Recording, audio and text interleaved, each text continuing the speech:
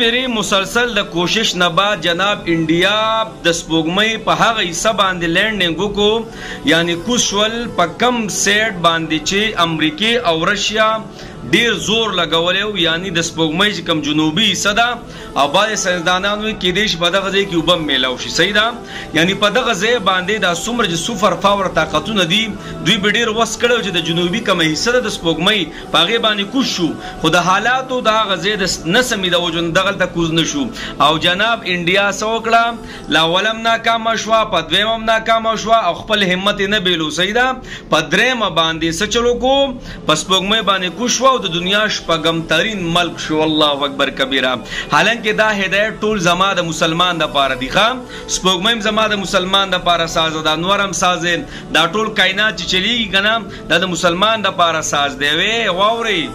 او احادیث مبارکه او قران ته کو ګورو نبی علیہ الصلوۃ والسلام فرمایي چې غیر لک کوشش کوي تاسو ډیر کوشش کوئ کوغي یو ټنګ سازي تاسو دو سازوي کوغي ترقی سیټ ته یو قدم اخلي نو تاسو دو اخلي الله اکبر کبیره او تاسو ته پته ده چې جناب د امریکا والا یو تصویر شایر کړو کله چې انډیا په دویمه پیره باندې ناکام شو سپوږمۍ ته ونه خېتله وغسیز غیب شو نو انډیا والا دا تصویر شایر کړی تاسو دا تصویر وګورئ جناب چې دننه د کوم ملکونو لینډینګ کړی دی په سپوږمۍ باندې دوی خسته اخبار ګوري او د انډیا والا د شاه نه راغسته دروازه او د غوا د پاسه ناسته مطلب څه چې مونږ بس خسته پراته یو په دلته او ستا ضرورت نشته ته د غواګانو نمسته کواو او جی دا کوا خو جناب نن هغوی ثابته کړه او په دې پوره ټویټر او دا پلانې او ډینګرې ټولو پسې ورته سګړه شیر کړله امریکا والا پسې چې نن مونږ هم تاسو سره څه شو ودرېدو او تاسو ته پته ده دا عبدالکلام دا یو مسلمان ساینسدان تیر شوی څنګه چې زمونږ عبدالقادر صاحب ډاکټر عبدالقادر صاحب تیر شوی چې زما او ستا قبر چې قبر هم ولا نه دی معلوم په لسان لا ولا کنا کله یو ځای قبر او کله بل ځای قبر په جمدین مولا دومره عزت مونږ ونه کو څومره چې ول پونګ پمړنی نه کړو خیال هم کړي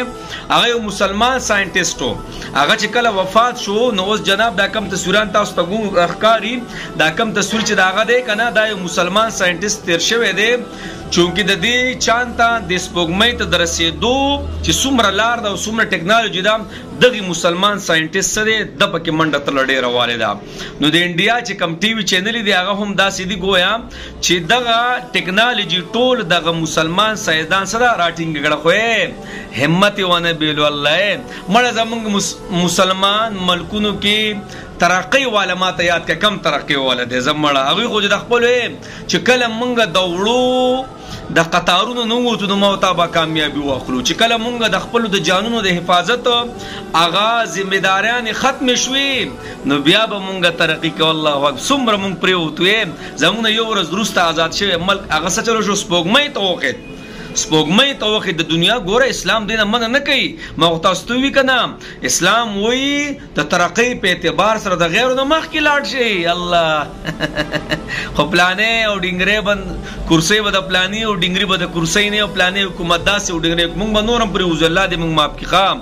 زموږ د بنگال په سم چته ده افغانستان چې ټول عمر جنگ لیدل هغه ماشاءالله زموږ نن سبا کې خده او ما تاسو یو بس دغه چاندو او دغه د IMF خبره تر ته مناسب الله دې موږ ماف کړي سپوږمۍ خو لا پرېږده د خپل ملک را پسې ورسکور دی نو غرض مې دا دی یو اسلامي ملک هم داسې نشي چې هغه ترقی تللی څوک دی سعودي دی هغه ځان له پیش او عشرت په خبرو اترو کې پروت دی دوبۍ ده هغه ځان له پیش او عشرت کې پروت دی خپل پوج هم نشته پوه شو خبره چې لږه شام مسلې پرې راشي نو بیا کمپنیان یې هر څه بند دي په سعودي لږه مسله راشي هر څه ختم داسې دا څومره ممالک چې دي یو هم پکې ترقی ملک نشته زموږ پاکستان ایټمي طاقت دی خو څو په هغې باوجود څه کوي لاندې را کوزېږي نو دا ولې دا اتفاق نشته جناب مونږ د یو بل خپې وو څومره مسلمانان چې د یو بل خپې وي او دا غیر به څه کوي دا غیر به دغه شان ترقي کوي الله دې زموږ په حال مخکې رحم وکړي څه چل به